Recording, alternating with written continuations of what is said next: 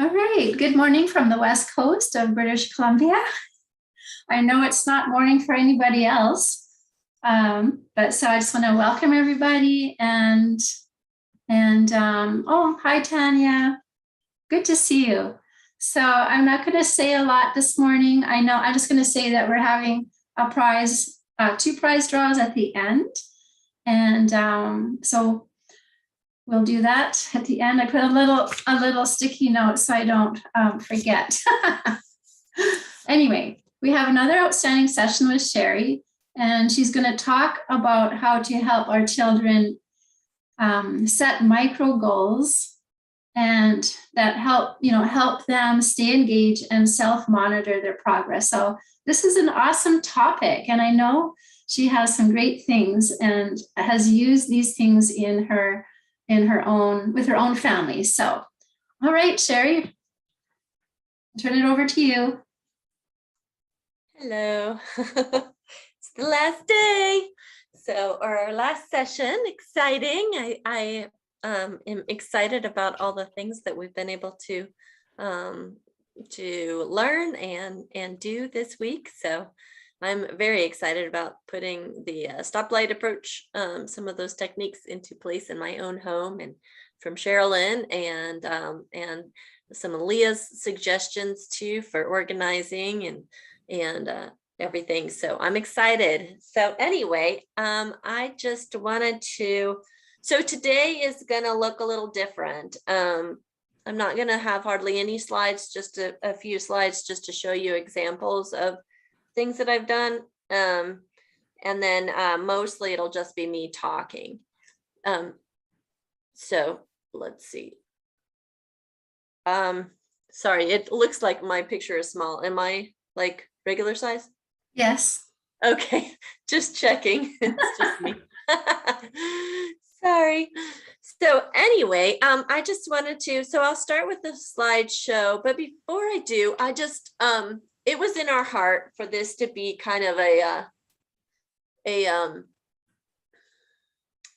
place for people for moms to get lots of ideas. It was not meant to be a place that would overwhelm you. And so I hope that you're feeling more peace about things and not feeling like you need to change a bunch of things or do a bunch of things different.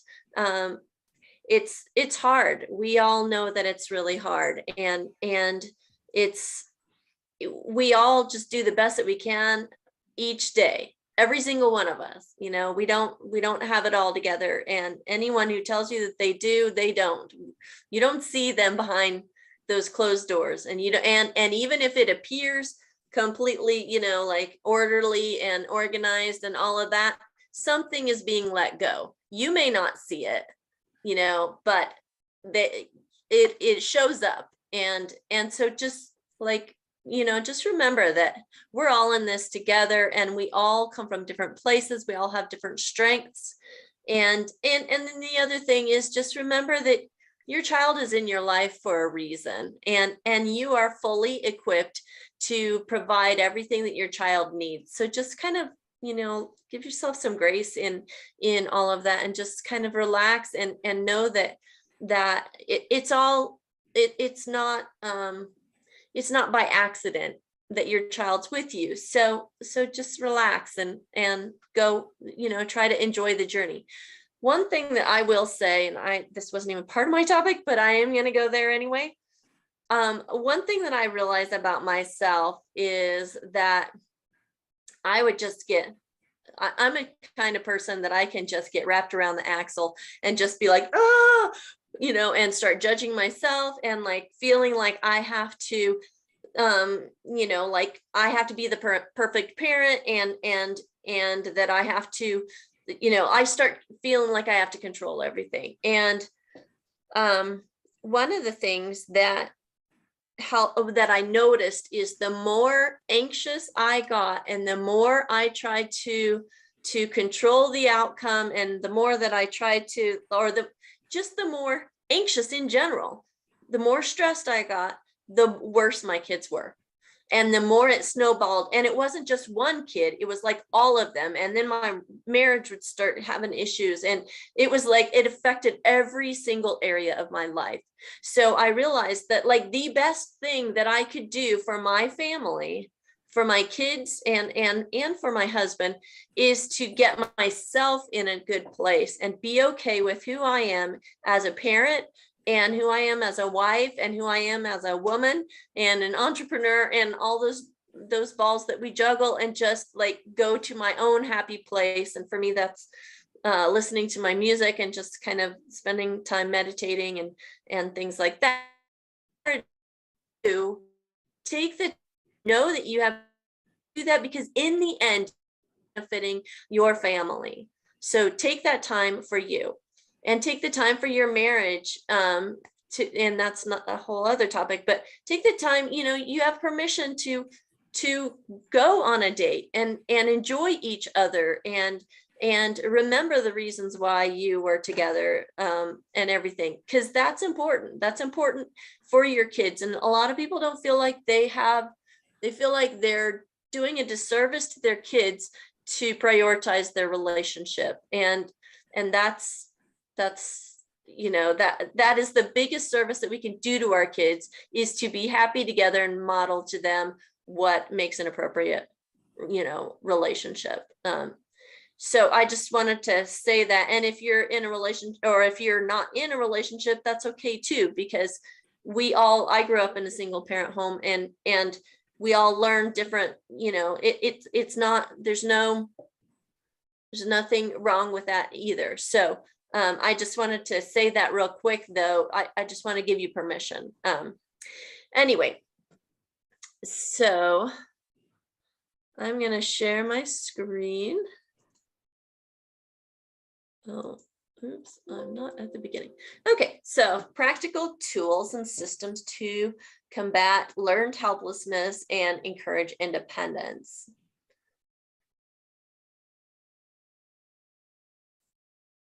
I love this picture. It's such a great picture of, like, I want to go and I think it's in Washington, D.C. It's on one of the walls in Washington, D.C. But I just love the way it represents like us stepping out of the boundaries that we put on ourselves and that other people put on us. And I think it's just so important. Isn't this what we want for our kids? We just want them to be free from the boundaries that the self-imposed and environmental boundaries that can tend to hold them down. So you've heard me talk about my son Nolan a lot, and I do have two other boys that are equally as special to me, but Nolan is the one that I learned a lot of my lessons about, like, how to approach different things and how to be the kind of mom that I want to be, and the kind of educator that I want to be to help other families. So I just wanted to kind of show you, this is him when he was little and we started creatively breaking free. And this is him now, a senior in high school. So, okay, I'm going to stop sharing and we're just going to get into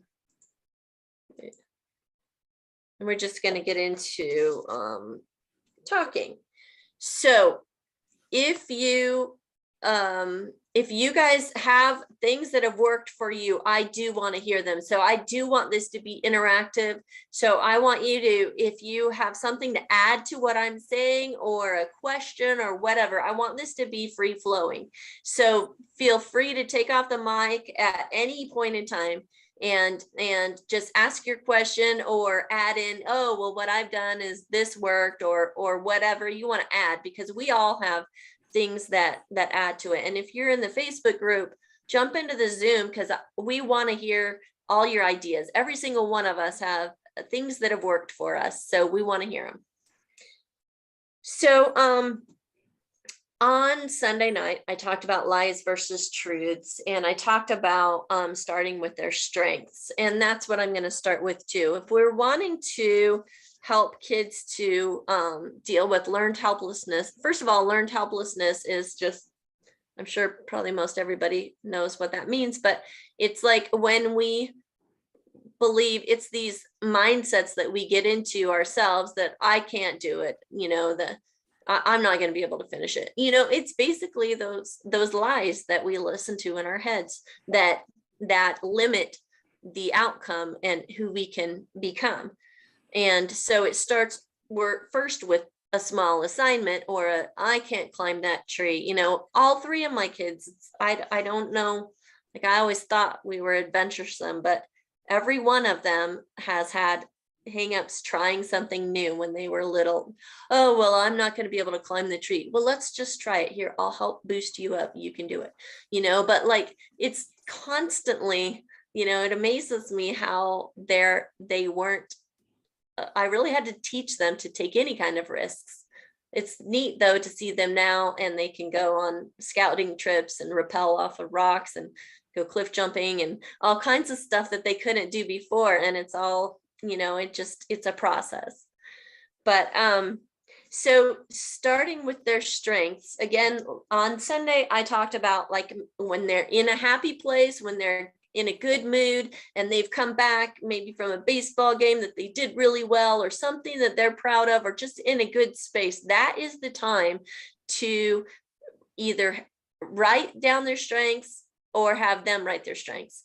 If writing is a hang up for them, don't have them write their own strengths. You write them down so that you guys have that, so that you can come back to that. Whatever it takes, you want this strengths page to be like, like up there, something that they are proud of and look forward to. And so if you want to start with the strengths, have them tell you all the strengths, and then they want to make a cool picture to go with it, or whatever you want to do. If you want to make it into a book, that's another thing you can do, is make it into, if they're little, you can make it into a book and they can make pictures, or you can take pictures of them doing the thing that they're good at or whatever. And so before you start your learning time, that's a great way to just prime them, especially if they've had a little bit of a, you can tell that they're kind of in that yellow zone, and obviously you don't want to teach them when they're red, but if they're in the yellow and you're kind of trying to get them back into green, doing a little bit of exercise like I talked about last night, and then also doing having them read their strengths. And like I said, on Sunday, I've even had my son like stand in front of the mirror and look at himself in the mirror. He wasn't real comfortable with that, and he didn't like it's a hard, that's stepping out for them to see themselves and acknowledge something positive about themselves can be tricky when they're in fourth grade and they have ADHD and sensory processing disorder, and they are met with failure when they're at school, so many challenges. It can be tricky, but if they're younger and you can start with that, then they don't even have to hopefully even go through that. So I was just going to kind of read some ways that you can talk to them about it, ways that I was going to talk, that I talked to my kids at Vanderbilt about, about their strengths and about kind of how to kind of tackle their learning.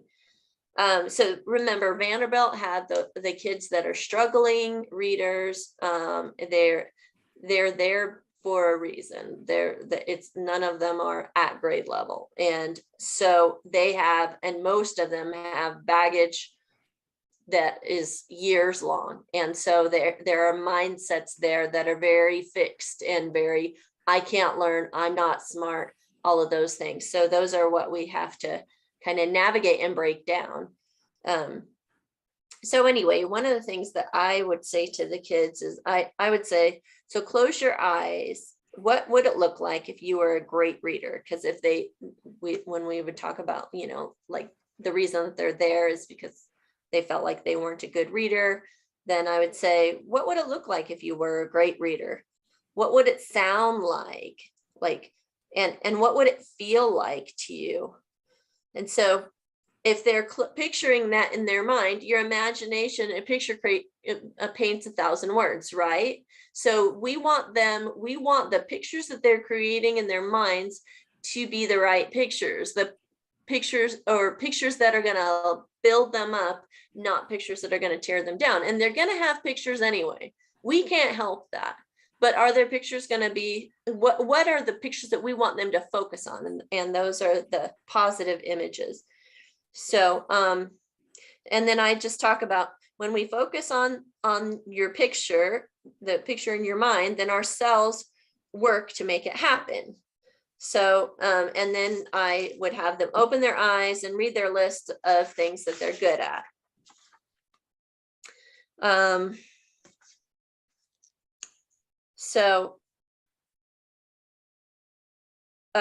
So then we get into topics like, what brings you here? Why are you here? Well, I'm not good at reading. So what makes you think that? Well, I can't figure out words. Anything else? Well, and then I can come in and say, I've been teaching people to read for over 25 years, and I have no doubt in my mind that who you are as a reader doesn't compare to the reader that you'll be 6 weeks from now. So I'm not saying that you're going to be a perfect reader, but I'm saying that I expect that you're going to grow. And when we set that expectation of, I expect that you're going to grow, you may not see it now, but I do. That everything lines up with that positive thinking. So then I talk about, the interesting thing is our brains only let us do what we believe we're capable of doing. Many of us have stinking thinking that gets in the way of us growing. Maybe reading is harder for us than someone else. Maybe people tease us, or teachers, or sometimes even our parents can accidentally make us feel like we aren't good at certain things. And after a while, we start to believe them. But the good thing is that every day is a new chance to grow. Every time we struggle, our brains create new pathways and grow even more. And then I just say, would you like to help your brain grow? Creating pictures in our minds builds a map, and it gives our brains a sense of direction. It's kind of like a GPS for us. So that's one way that you can kind of help them to kind of visualize and get on the, have a positive mindset from the beginning. So, all right. The other thing that we can do is, anytime we want to be actively looking for, catch them being good. And so, like, whatever it is that we are looking for in them, every single time they show those behaviors, we want to be able to notice it. That we want that to stand out, especially with ADHD kids and kids with learning challenges. They're getting bombarded by negative messages all the time. And a lot of times it's from us. I mean, I'll be the first to admit, I am, as much as I try to be positive with my kiddos, it's hard because we have to keep them in line and keep them going and stuff. So it's hard to always stay positive. And so anyway, as much as we can, just be actively looking for things to notice that they're doing right. Another thing is, I always, as a teacher, I had my Smarties for smart choices, and I had this little car, and it had little Smarties inside of it. And Smarties are so nice because they're teeny tiny and they don't have much sugar in them, because you know how they're hollow they're concave on the inside. And so I can give them just one Smartie for, like, I love the way you're working so hard, and I can have them be working independently, and then just come by and give them one Smartie on the edge of their desk for making smart choices. And so that's just, and that's not like bribing them. That's not telling them, hey, if you work hard, then I'll give you this. it's noticing that they're doing what you want them to do. So the other thing is thinking about the lies versus truths, tackling the lies that they're believing in their heads as they come up is also important. And that's, you can listen to the replay on Sunday night's talk about that. So another thing that I do with kids is, especially my own son, and homework, because it always seemed like homework was just overwhelming, is breaking the assignment down. And also, like the kids that I tutor, if we're writing an essay, we're going to break it down into its smallest pieces. So the first thing we do is we're just going to like, I have a friend that used to say word vomit, but we're just getting all of our ideas out. So we're just brainstorming. We just put the word in the middle and then we're writing on the outside.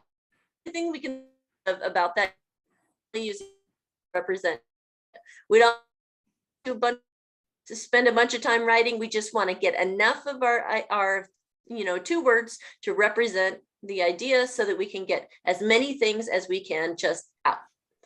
And then the next thing to do after that is to then write it in complete sentences, or organizing it in there, like using color coding, thinking about paragraphs. Okay, well, these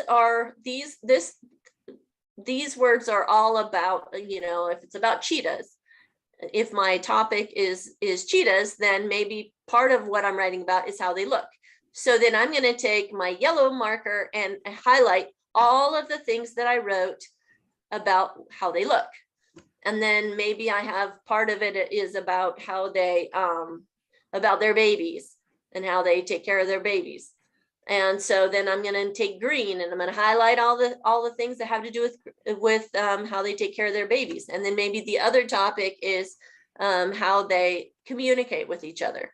And then I'm going to do that in like another color highlighter. So now I have 3 paragraphs already organized in just this brainstorm piece of paper.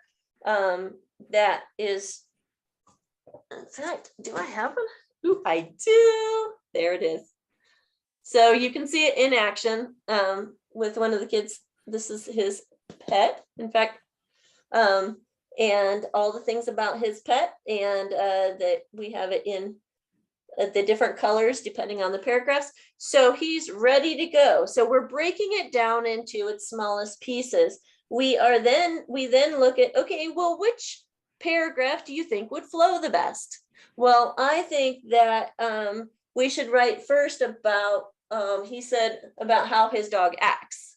He wanted to write that first. So his whole first paragraph is going to be all about how his dog acts. And then his second paragraph is going to be about all the things that his dog likes. So like his dog likes to walk on the beach. He likes to sleep. He likes to sunbathe. He likes to play fetch. He likes to watch, this student likes to have, he's a lap dog and he watches the movies with him, I guess. And he likes spinach, kale, bacon, and Brussels sprouts. And so anyway, so we have all the things that he likes. And then we also, our third paragraph is how he looks. And that was the order that he chose it in. So see, we are just by this one thing, we have a whole thing of generated ideas with just a little bit of work. So I can take that. We also talked about our hook, like what do you think would be a good way to introduce it? But I don't stress about the hook until they're finished with the rest of it, because any general hook is fine until they're finished, and then they'll usually modify it and come up with a better one. But anyway, my point is, so I'm breaking it down, and then when he goes to write, he can just start right in and start right. Okay, right now I want you to take the next 20 minutes to write your first paragraph. So we can break it down, or we can set my other micro goals, like, okay, how long do you think it would take you to write these 4 sentences?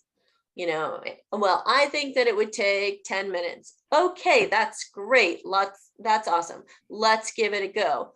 And so then they set that goal, that little goal, and try to work toward it. If they don't make it, there's no harm, like we're teaching them time management and time awareness of just realizing, can I get these things done in this amount of time, or not? And it can always be modified.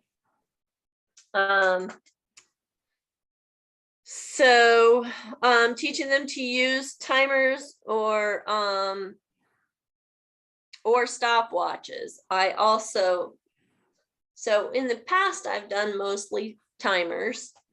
And you can do time timer, and time timer is amazing. It's like almost like an hourglass, because it's a circle. It's an app that you can get, but it starts with a full red pie, and then as the time passes, the pie gets smaller and smaller. So kids who fixate, especially Tanya, we were talking about your little one the other day. If your son is anything like mine, time timer is definitely a better way to go than the minutes, because if he sees the minutes, that becomes a complete distraction for him. If he sees the time counting down, he's better off just seeing time kind of disappearing, the pie disappearing. So anyway, using timers. Also, sometimes it can be like for my youngest, my 12-year-old, having him set goals, use a stopwatch to see how long it actually takes them. And that can be a really positive experience for them too, because a lot of times they think it's going to take 10 minutes. And then when we actually time it, it takes them like 3. And so then we can build on that strength. Wow, look at that.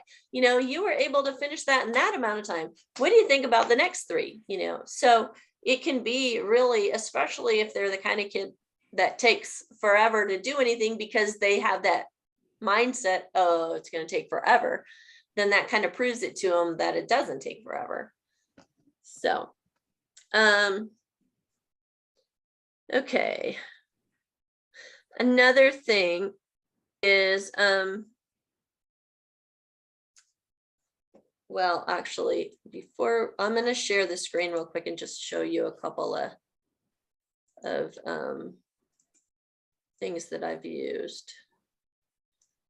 Oh, I didn't talk much about this, but one of the things I was going to talk about too is getting your family on board. And so when I was working at nights, we would, like creating a team.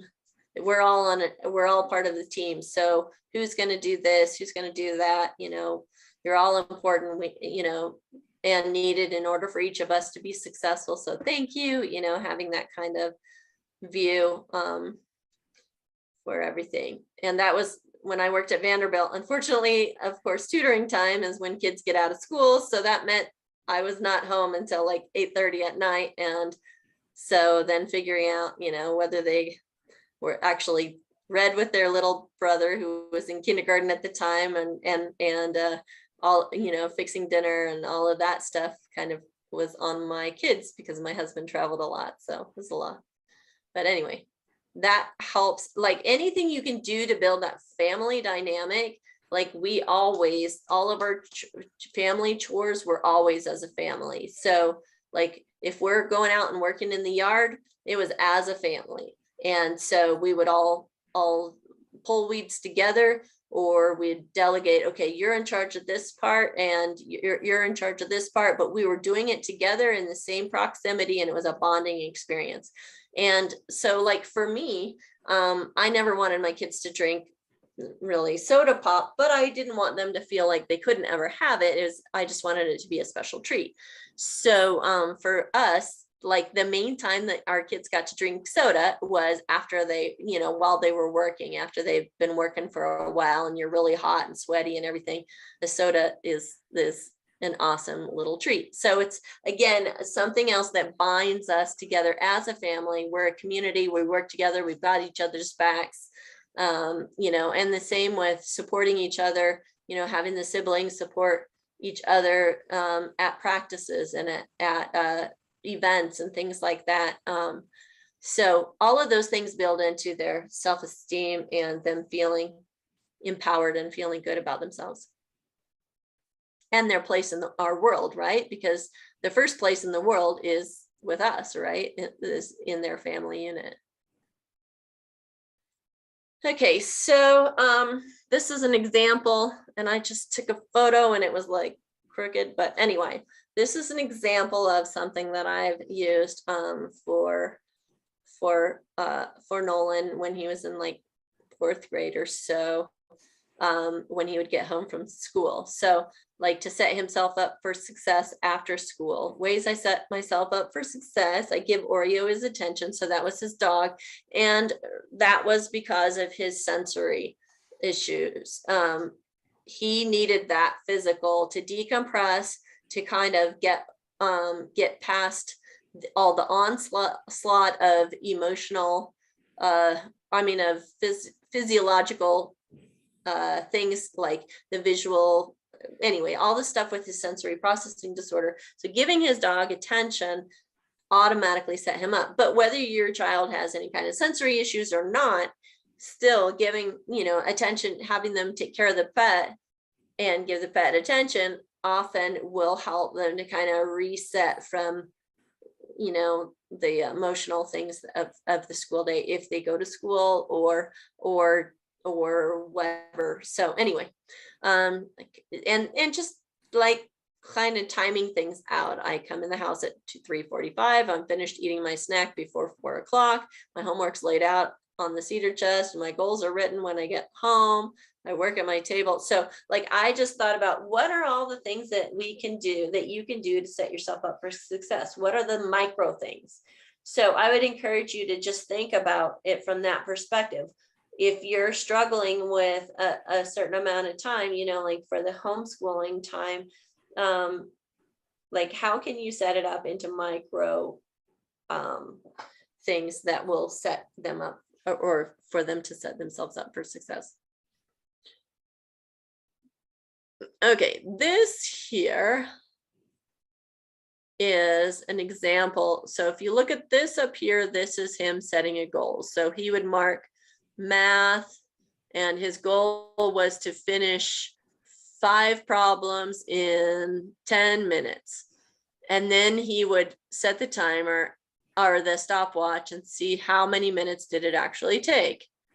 And actually, I forgot, I would ask him, okay, what is the maximum amount of time that I think I would usually give him the maximum amount of time that he could take. So you think it's going to take you 10 minutes. Well, okay, so let's make sure that we can, if that's you think that it'll take you 10 minutes, let's, your maximum amount of time is 15 minutes before you have to go on or move on or whatever. So, and then how much time did it actually take? So they fill that out. And then did I meet my goal? And they can put a star on there or a sticker.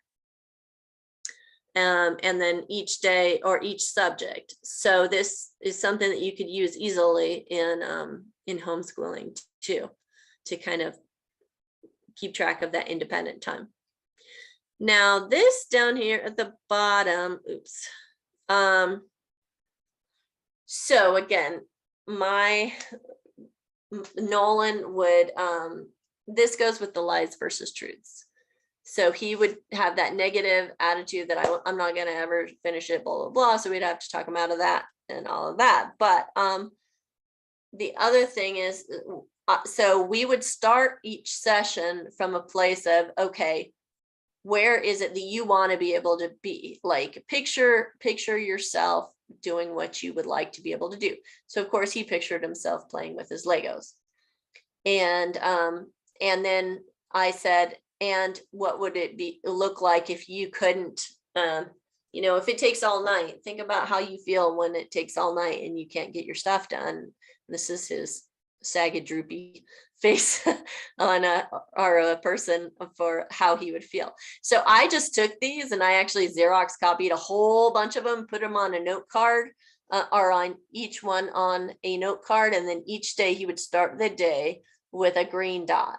And so I'd say, okay, here's your green dot.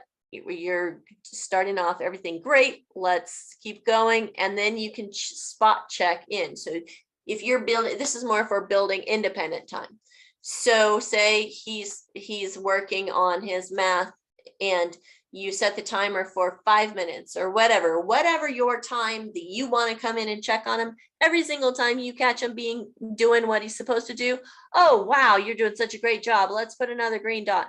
And I kind of forgot on these first three, but you want to kind of have a trajectory where it's kind of going up toward the final goal here. And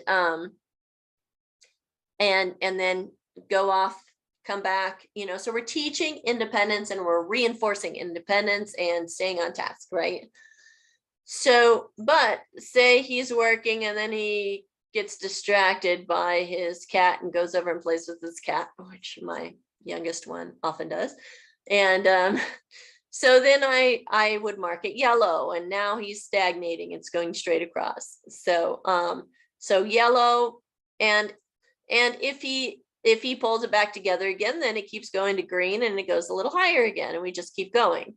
But say it doesn't, say it digresses into red, then he's still finished, like has any effort, not back, goes into red. And so you can decide what you want, how you want that to look. Is it internet unstable? It says that it is. Okay, a little bit. Okay. Anyway, so you can decide at what you want for consequences. The way that I had it set up for my son is if he got on red once, then that was fine. But if he kept on red and still didn't accomplish anything, then I think we had like 3 tries, and then it was time to get up and go do something. Now for him, he has sensory issues. So for him, the best thing that I could do is have him do something physical work, right? Like go clean the windows and or something like that. So you can pick what it is. Maybe it's, okay, go unload the dishwasher or whatever, you need to reset yourself. Or maybe it's exercise. Maybe you say go run around the house 3 times. I've done that too. So but it's just a way to kind of, okay, this isn't working, we're going to try something else that to reset you, and then we're going to come back and try it again. So but a lot of times, usually when they get to red, they're like, and they pull it together and start working more toward green again. So I just wanted to show this because I really like this idea, and I felt like it worked well. Okay, so I'm gonna stop sharing again. Let's see.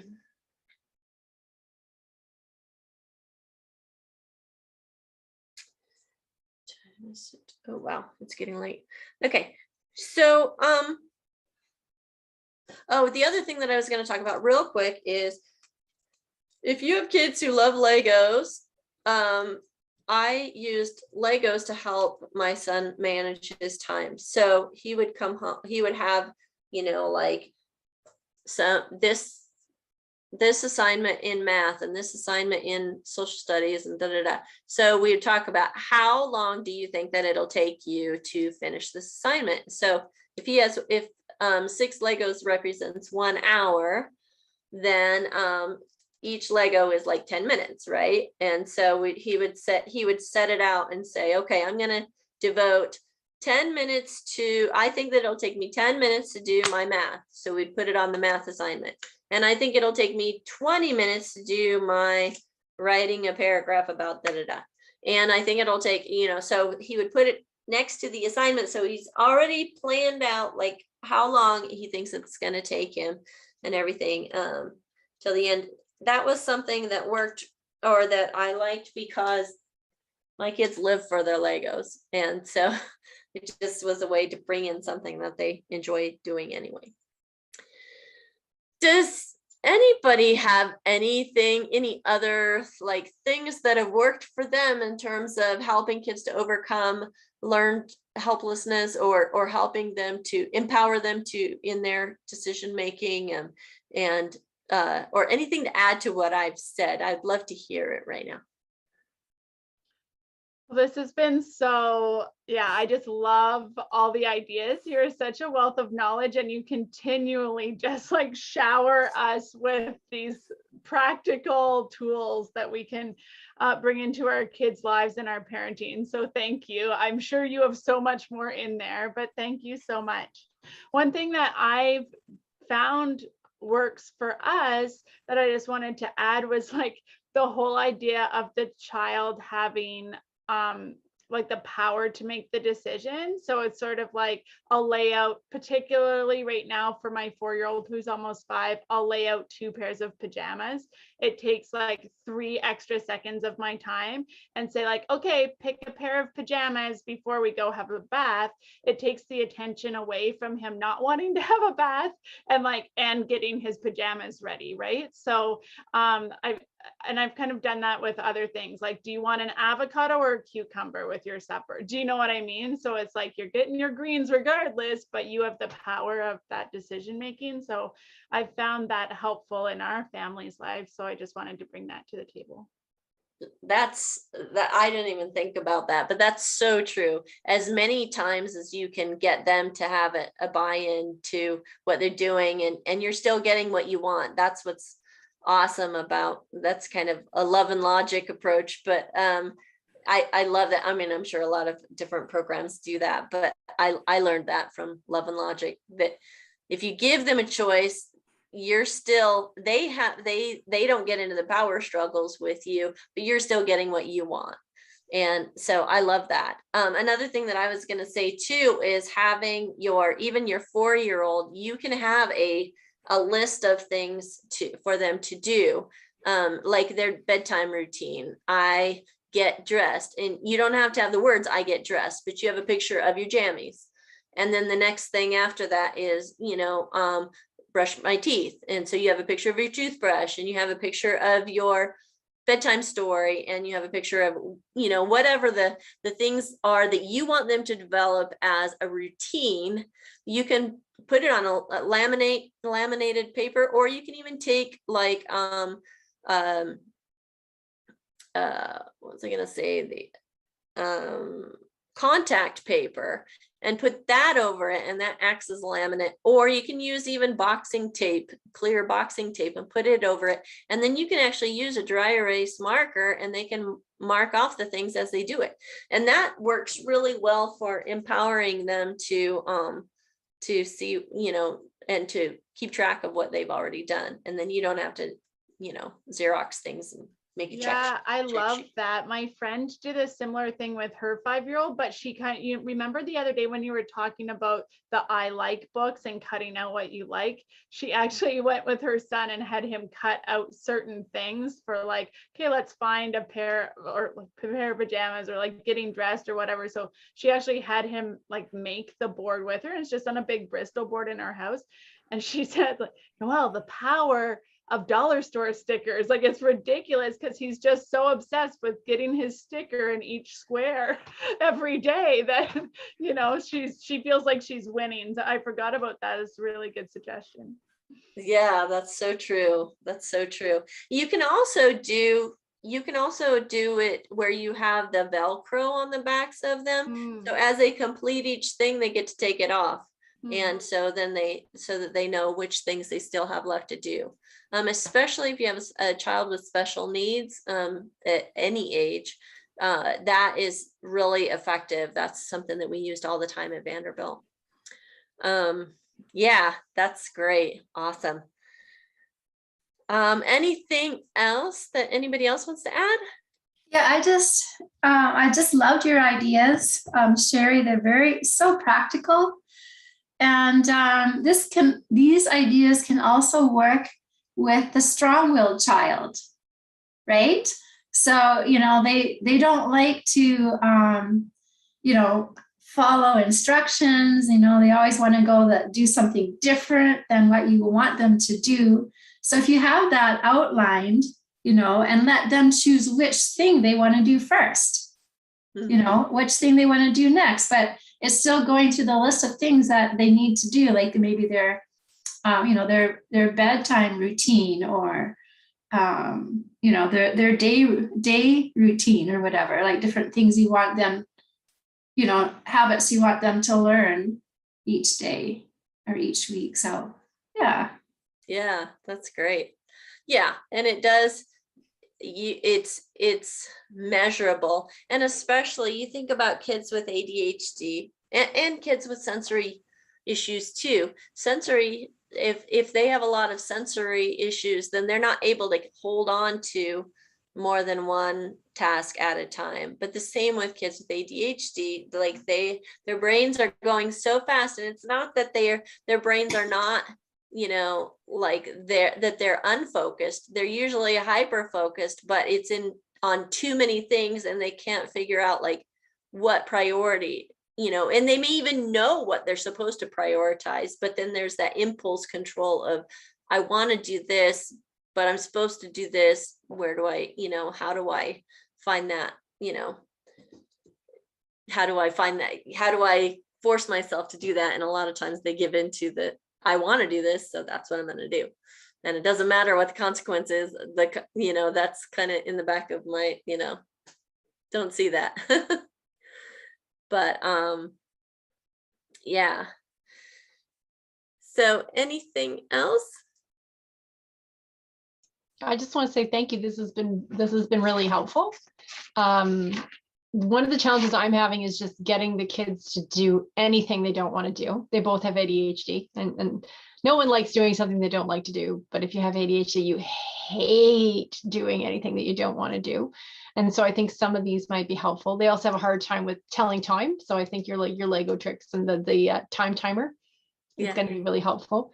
One thing we found helpful years ago when the kids were smaller was finding out what their currency is, and it was Lego. And we would buy little Lego kits for them and put them up on display in the kitchen with price tags on them. But the price tags were points. And so they get points for doing, like if you brush your teeth or get dressed or whatever, you get a point. And when they accumulated enough points, they could cash it in for a little Lego thing. And they could pick, do you want to save up your points and go for a bigger one, or just cash it in now and get a small one? And that really seemed to work well to motivate them. And we told them, this is just to prove to you that you can do this on your own. And so, but when, the Lego's done, you're going to keep brushing your teeth, even if there's no Lego, but just to prove to you that you can do it. And that seemed to work really well. So I did the exact same thing. That's awesome. Yeah. We still have the point system for grades and stuff like that. But, and for chores, like remembering to feed your dog and stuff like that. But yeah, that works amazingly well. And especially if you buy it in advance, like what you guys did, and you we did the same thing, put it up on the fridge so they can't play with it. They can't do anything with it, but it's right there taunting them and encouraging them to make the right choices so that they can end up earning it. So yeah, that's perfect. And with tiny ones, you can use like quarters. And so we used physical quarters. And so when my son would make choices that he needed to, or help, unload the dishwasher or whatever, when he was like 3, he could save up his quarters. And if he got 5 quarters, he got to trade it in for a Matchbox car. And the Matchbox car was only, 99 cents. But I would say whatever you choose, make it in small enough. It needs to be small enough that they can earn it somewhat quickly if they're small, because otherwise they just give up along the way, and then you lose the power of the system. Minifigures have been amazing for going, okay, you read 5 books, every day. If you read a book every day for 5 days, you get a sticker each day. And if you have read for 5 days, then this week, then you get a minifigure or something like that, because it's only like $3 or whatever. So yeah, that's awesome. So, well, awesome. All right. Anything else? Is anybody responding? Are there any questions or anything that anybody's trying to add to the Facebook group? No? Okay. All right. Then I am going to finish with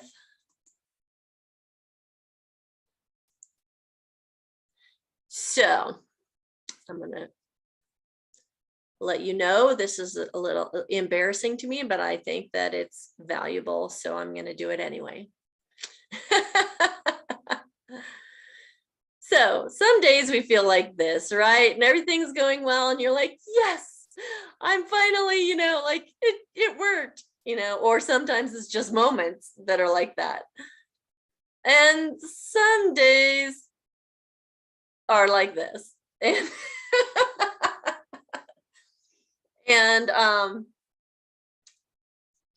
so this is my youngest son, and but this is really this song that I'm gonna sing for you. I wrote for with Nolan, because I was about to go crazy, and I had been learning about Love and Logic, and in Love and Logic they tell you to like sing your little song. Oh,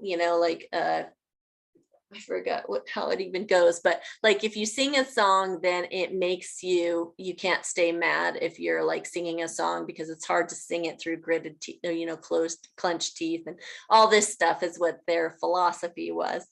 And so I know what it was, like, time for a little bedroom time, kick a little, scream a little, have a little fit, come back when you're sweet, and so anyway, but so I was so with son, and feeling like I just couldn't seem to get through. And then I just started thinking about the fact that I had a choice, like I have a choice in the way that I want to respond to this. Like I can either respond in anger, and that it's not going to get me anywhere. It's not going to get him anywhere. It just spirals down and it just makes things worse. Or I can respond in a different way. So I just want to sing this song for you. I choose not to be frustrated at you. I choose not to be mad at you. I love you too much to be spouting in anger, so I choose not to be mad. I love you too much to be mad, 'cause I believe in you, and I know what you can do. You've got what it takes and you can figure it out, so I choose not to be mad. I love you too much to be mad. And that's it.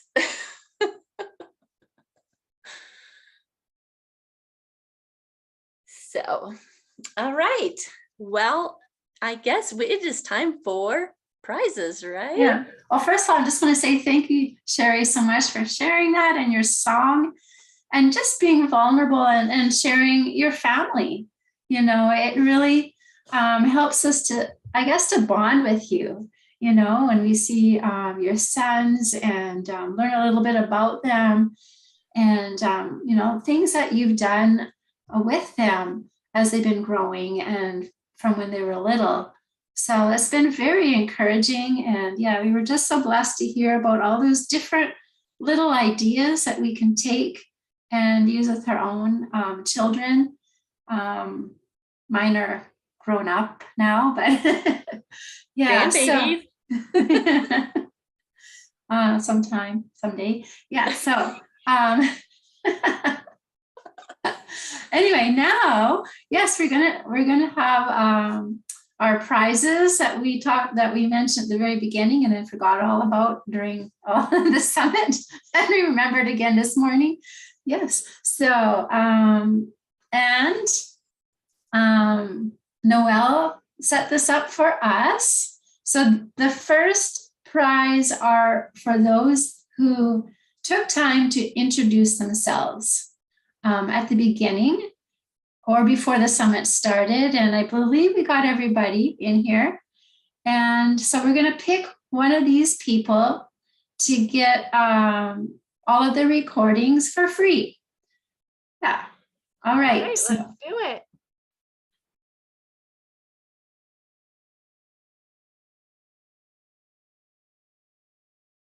all right. So our prize goes to Ni Lee. So we'll be getting in touch with you, Nee, and sending those to you. That's awesome. Congratulations. And then our second prize is going to go to someone who has been showing up quite regularly in our summit and has like contributed and has had some questions. And so, yeah, we really valued that. And we want to give this prize. It's one of Sherilyn's books. We're going to give it to Tanya Pollard. So congratulations, Tanya. Thank you very much. Appreciate it. Sure, yeah. And that's awesome. So just as we close out, I was wondering if you guys wanted to give everyone a reminder of your invitation into your program that you delivered yesterday. Sure. Catching us off guard here. Yeah. Well, just a recap. Don't have to have the details because you have all of that in the Facebook group, so Right. people can go look. Yeah. But what is your program about, and what are you inviting people to? Go ahead, Sherry. Okay, well, so the main program that we have right now is the it's for kids who are getting or starting to read and or working on decoding. So if your kiddos are already like reading multisyllabic words, this doesn't as much fit you, but so it's basically a program where it's all encompassing for 9 weeks. We walk with you and help you. We completely assess where your child is at and figure out what skills they already have, and then teach you how to teach the other skills, set up a lesson plan that works for your child based on research-based methods from our experience, and then we partner with you in teaching your child, and we have office calls or office hours at the end of the week. We have 3 private one-on-one sessions, and then we also have 11 plus trainings that to walk you through each of the different skills and make sure that you're helping them to grow as readers too. So the first day, Tuesdays, will be focused on like reading type skills like sight words and decoding words and phonological awareness and all the things that have to do with reading. And then the Thursday sessions will be on like getting kids into books. And even if they don't even know all of their alphabet, we can still get them into books like the I Like book, where they're just working on voice print match, like each cluster of letters equals a word, and they don't have to know all their letters to do that or know the word like or anything. It's repetitious. I like grapes, I like bananas, I like da da da, and you're just teaching them to point. So we can start there, and then we just keep building it out until they can read actual, like they can actually read the words and everything. So that's 9 weeks, and that is $497 if you want to move into that, and we will do everything that we can to partner with you and set you up for success. There's also a Facebook group and all of that. Bye, Tanya, thank you. If you have older kids that don't fit that, then we also have an assessment package where we can assess your child exactly where they're at, and then give you feedback on where they are and what skills are emerging so that you know where to go next. And we can even look at your current curriculum or program and make sure that it contains those pieces where the gaps are, so that you can make sure that they're getting everything that they need in their program to beef it up and everything. So, and if their program doesn't have it, we can give you suggestions on ways to teach it. So that is for $297. That's our other program if that one doesn't fit your kids. So anyway, we would love to invite you into either of those if that fits you, and and you want to know more about it, then you can DM us and we'd be happy to answer any questions, set up a free consultation call for however long it takes to kind of get your questions answered, and then also kind of learn more about you and your child and what you've already tried and what's worked, what hasn't worked, all that fun stuff. So.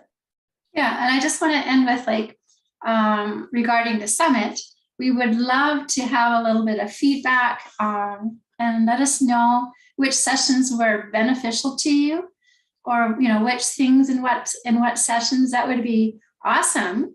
And if there's something that we didn't cover that you would be interested, we'd love to hear that too, because we'll do another summit in the future. So we just like to have topics that are relevant to you. So let us know. Okay. Totally.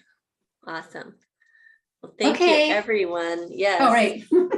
Yeah. Thank you, everyone who's come. Yeah, yes, we've completely enjoyed doing this as our first summit. So it was a big undertaking, but we're so glad that we did it and so excited about the outcome. So. All right. Bye for now. Bye-bye.